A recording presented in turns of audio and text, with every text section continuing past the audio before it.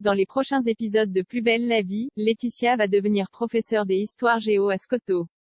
À cette occasion, nous avons rencontré son interprète, Caroline Rioux, pour qu'elle nous parle de ce changement de carrière surprenant. La semaine dernière dans Plus belle la vie, les élèves du lycée Skoto apprenaient avec surprise que leur professeur des histoires géo était absent. Rocha a alors eu l'idée de faire appel à une remplaçante pour le moins surprenante, Laetitia Bellesta, qui va faire son arrivée dans l'établissement ce lundi 19 septembre. Le personnage campé par Caroline Rioux est, depuis son arrivée au Mistral en 2014, femme de ménage dans l'hôtel de Myrtha et Luna. Comment en est-elle arrivée à devenir professeure au lycée Skoto? Nous avons rencontré la comédienne afin qu'elle nous en dise plus. Allociné, dans l'épisode de ce lundi soir, votre personnage, Laetitia Bellesta, devient professeure au lycée Skoto. Cette évolution de carrière est très surprenante. Comment en est-elle arrivée là? Caroline Rioux, si vous vous souvenez bien de l'histoire de Laetitia, il y a 4 ans, elle avait passé le baccalauréat avec son fils. Jusqu'à présent, les scénaristes avaient laissé cette histoire de côté, et nous n'avions plus reparlé de cette année où elle avait énormément travaillé pour réussir à obtenir le diplôme. Laetitia était restée femme de ménage au Céleste. Je trouve ça intéressant que, pour la fin de Plus belle la vie, il fasse évoluer cette histoire. Laetitia est une femme qui n'avait jamais eu la chance de continuer ses études et qui, 20 ans après, avait décidé de repasser le baccalauréat afin de monter dans l'échelle sociale. Les auteurs ont donc imaginé que pendant plusieurs mois, voire années, elle avait suivi par correspondance une licence d'histoire-géographie. Cette intrigue fait également directement écho au plan d'Urgence que Macron a mis en place cet été, où des personnes n'ayant pas fait d'études pour devenir enseignants peuvent postuler pour être vacataires. Elle se retrouve donc à remplacer l'ancien professeur d'histoire, géo et va donc faire son entrée au lycée ce soir. Est-ce que son arrivée au lycée va bien se dérouler? Au moment de son arrivée, Laetitia a envie de bien faire. Je pense qu'elle est stressée comme beaucoup de jeunes professeurs, et elle lit beaucoup ses fiches. Elle transpire énormément avant d'arriver en cours. Elle va cependant réussir à s'intégrer et à s'imposer, mais avant cela, elle va tout de même devoir faire face à des élèves insolents qui vont beaucoup la tester. Comment avez-vous réagi quand vous avez découvert que Laetitia allait devenir professeure? C'est la productrice de la série qui m'a appelée pour me parler de ma nouvelle intrigue.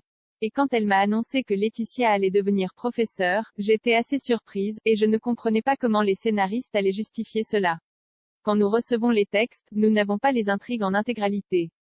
Nous n'avons donc pas forcément l'évolution complète de l'histoire. J'ai essayé de grignoter des informations afin de comprendre les tenants et les aboutissants de cette intrigue. C'est la fin de Plus belle la vie, ça fait 8 ans que je suis au sein de l'équipe.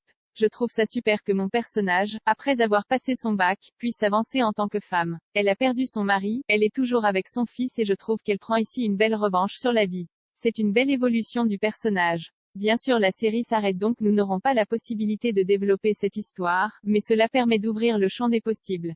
À travers cette intrigue, nous allons peut-être redonner de l'espoir à des personnes qui ont envie de changer de vie, que ce soit en reprenant les études ou non. C'est un message fort qui va sûrement résonner chez beaucoup de gens. Laetitia est une femme qui s'assume seule, et même si elle a Valentin, qui est milliardaire, elle a besoin d'être indépendante, d'exister et surtout de s'accomplir. Même si elle doit parfois se battre et que c'est compliqué, elle préfère ça plutôt que de tout avoir servi sur un plateau d'argent.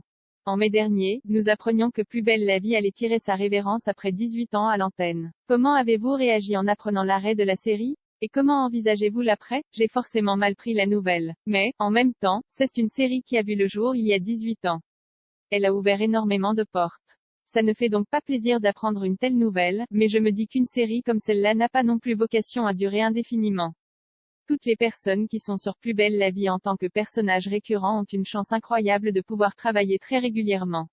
Comme le disait Anne Dessy, qui joue Luna Torres, NDLR, nous allons reprendre notre bâton de pèlerin, et nous irons frapper aux portes. Je pense qu'une fois que tu as une expérience à Plus belle la vie, tu es capable de tout faire. Nous tournons tellement vite, il y a tellement d'exigences que je pense qu'on peut nous mettre n'importe où. Ce qui fait mal aussi, c'est que nous devons faire le deuil de notre personnage. Je connais peu de gens qui ont eu la chance de travailler aussi régulièrement sur une série. Cependant, quand tu as 20 ans et que la vie est devant toi, tu sais que tu vas rebondir. Par contre quand tu en as un peu plus de 40, tu vas devoir te battre pour avancer. S'il y avait un acteur ou une actrice avec qui vous aimeriez rejouer avant la fin de Plus belle la vie, qui est-ce que ce serait?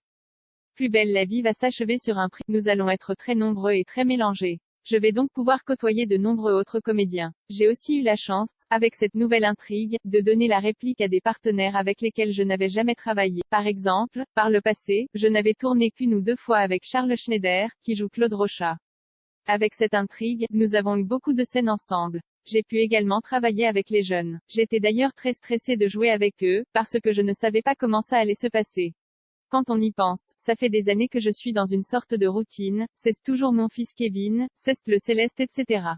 Et là, d'un seul coup j'ai beaucoup plus de partenaires puisque j'ai les élèves de Scotto mais aussi les autres professeurs du lycée. Au début du tournage j'allais sur le plateau la boule au ventre, comme quand c'est notre premier jour d'école. Je suis donc comblée par rapport à ça. Je n'aurai pas de déception.